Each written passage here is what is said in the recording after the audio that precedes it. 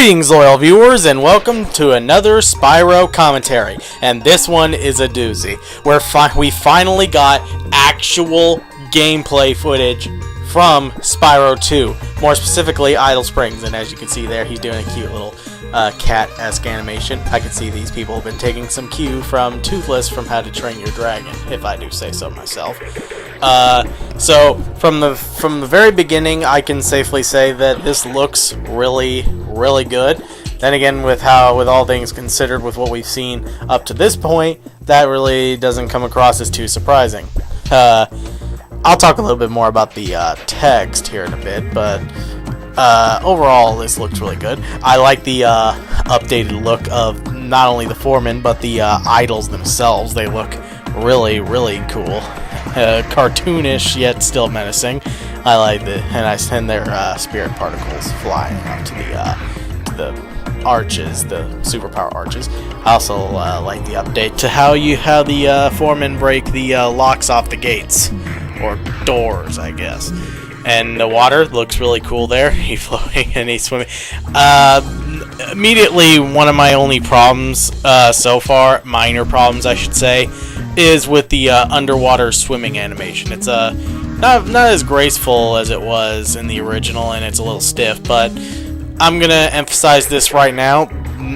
That's not really much of an issue, because I have a feeling that that'll be changed and improved before the game's release.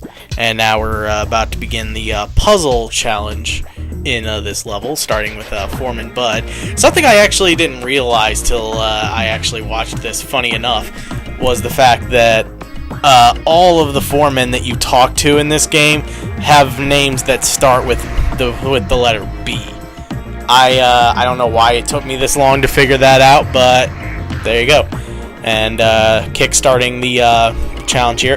I love how I not only love the way the blocks look properly updated as well, along with everything else, but I love how they glow too when you jump on them. That's a really nice detail. And even though the swimming animation I feel could still use some improvement, the animation when you run and when you jump, I'd say all that looks really good. It's definitely looking better since the reveal trailer. I'm going to talk a little bit more about Zoe when we actually, talk to her. And as you can see here, I can clearly tell whoever was playing this at PlayStation Underground clearly was not very interested in getting as much of the stuff as possible. But then again, how can you really blame him? Like I said, the water textures in this game look really good. I'd say that's one of the few things that texturally is better than the Insane Trilogy. But then again, that's because the Insane Trilogy didn't really didn't have much water in it to begin with, and swimming was never really much of a thing until Crash 3 anyway. So that really wasn't a top priority for Vicarious Visions, but it certainly is here for Toys for Bob. So now we're kick-starting the second part of the challenge, which involves feeding the idle 10 fish. I don't know why I'm telling you this.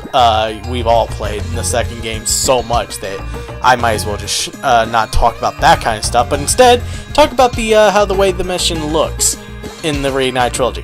I will say, while it looks really good, the only minor gripe I have with it, and I really hope this is just a thing that they're working on right now, but the camera angle is definitely not the same as it was. It's instead viewed from a side angle rather than from behind Spyro, which personally I liked.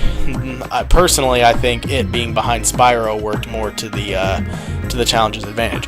Oh, and another thing to note: when you get a checkpoint / when your progress is saved, you see a bright blue silhouetted Spyro in the bottom right corner there, which is really nice. The fire braziers on the wall, I think that's what they are anyway, look really cool. Oh, and that's a really nice detail. I like how they made the shields that the little idols use are freaking saucepan lids, more specifically.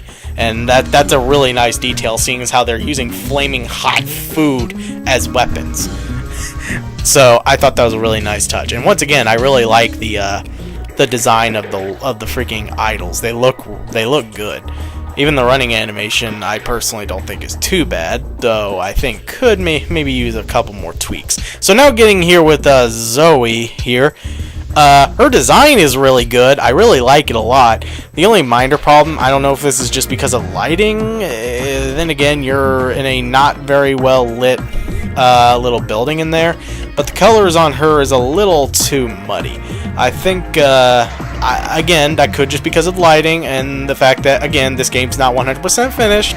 But I think that could use a little bit of tweaking as well to make it look more fitting.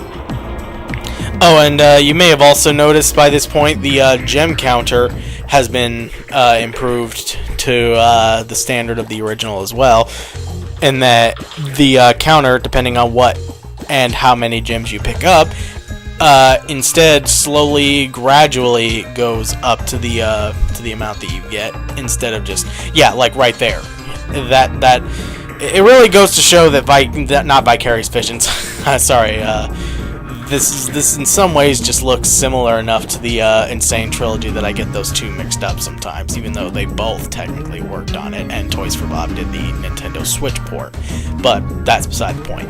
Regardless, I think it's pretty clear that they are passionate about this and that they are listening to our criticisms, our constructive criticisms, mind you, to making this the absolute best game that they could.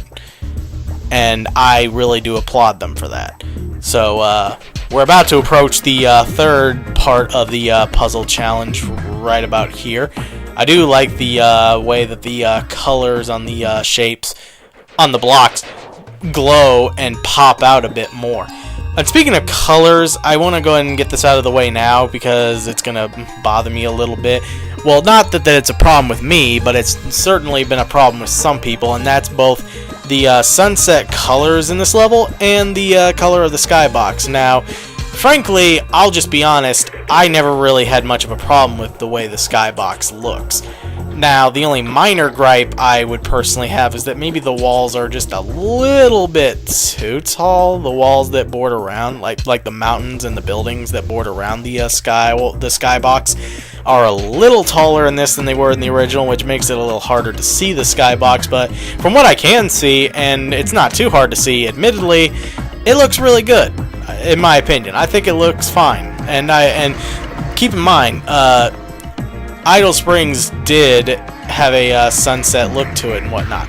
Now, that's the only real problem I have so far, is the way you collect the orbs, specifically when they're handed to you after completing missions from the inhabitants. Honestly, I don't really hate it. Hard to say if I would dislike it, but I definitely think the problem with it, with what they're going for, it's a little too overblown. I know that's ironic to say because this is a cartoony platformer game featuring a dragon, a really cool dragon of all things, but to me it just looks a little too overblown. And also the containers there.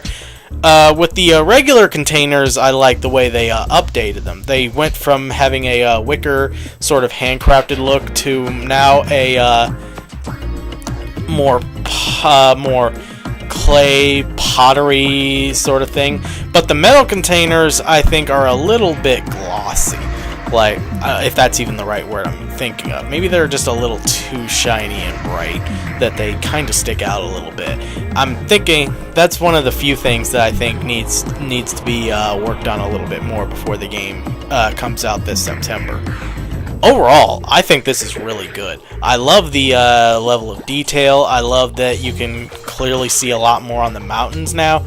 And like I said, I personally kind of like the skybox in this one. It doesn't really bother me that much. I think it actually kind of fits well enough with the in color and detail of the environments that we're seeing here on screen. And I also love the trees in this hallway. I don't know if they were there before. I think they were there in the original. But I also love the mushrooms, and I love that there's a big glowing one inside the trees themselves, which is a really beautiful little detail.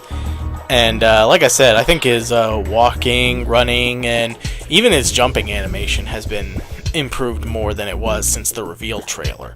And as we're about to see here very soon, his gliding animation's actually been tweaked a little bit to look almost as graceful as it was in the original. Like, see? Right there. He doesn't do the, and I can't believe I'm saying this, the booty swoosh like he did before, especially in the flying stages, but it's a lot better now. Hula Girl Stella. Now, I want to mention this. Maybe in my opinion, it's not really as much the text that really is kind of a gripe for me, a minor one. It's more of the text box that's kind of the problem. Like, the color and the opacity of it, I think that's the right word, kind of stands out a little too much. One other thing to note is that the text in this seems to be a very different color than it usually is. This leads me to believe that the text is going to be of a different color depending on what level that you're in, regardless of which game of the Reignited trilogy that you're playing, which honestly I think is a nice touch. So, yeah, and like I said, I'm not too keen on the new orb collecting animation there from when you complete challenges, but who knows? Maybe it'll be changed a little bit, maybe be improved. So, yeah, and I love the little dancing there.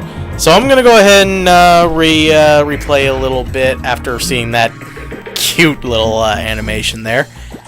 God, that's awesome.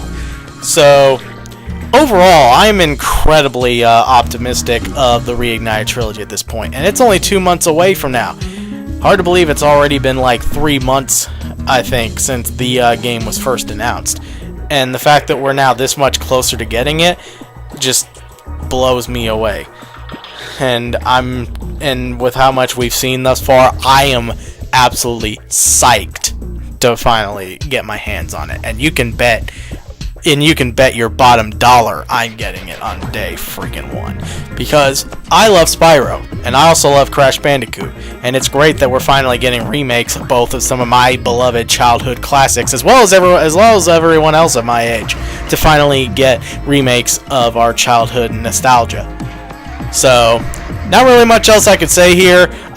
Like I said, I think the swimming animation could be improved, the orb collecting, and even a little bit of the, even add some, like, sparkles from the superpower archways, which, I don't know, maybe they will add that and they just didn't have time to add it before the demo. Who knows?